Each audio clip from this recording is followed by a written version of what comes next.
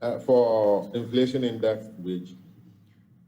Exactly. But actually, that is the norm. It's the normal thing we do.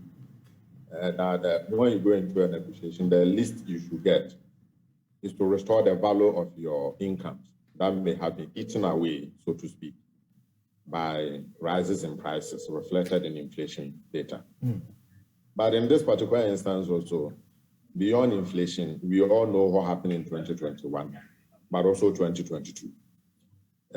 When we were negotiating for the 2022 base pay of 7%, inflation was around 9%. Today, inflation is above 19%. In the last 2 years, wage incomes have declined by about 30% in the last 2 years. Now, if you take the whole period that we have implemented single spine, wage income has actually declined by about, in real terms, 8%. So when you put all of that together, plus all the other things happening in the economy, labor is hard hit. And the least we can do is to just restore us to the level of our pay that has been eroded by rising prices. That is the least.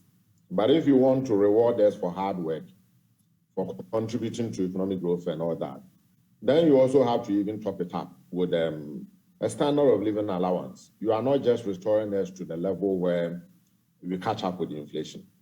You also give us a standard of living allowance. That is what we expect to happen for 2023. And that negotiation is starting in 2022. You insist that you will accept nothing below the inflation rate. Yes. The question is, you are in the country, you have seen what is going on all over the world, and everybody must make some sacrifice. Yes, we have made huge sacrifice for the past 2 years.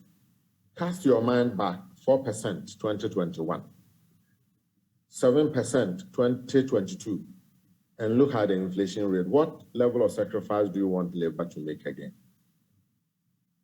There's nothing. We've gotten to a point where labor cannot reproduce itself.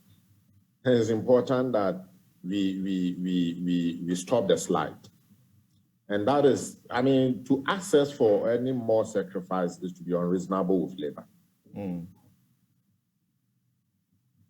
Okay, so hold on for me. Let me get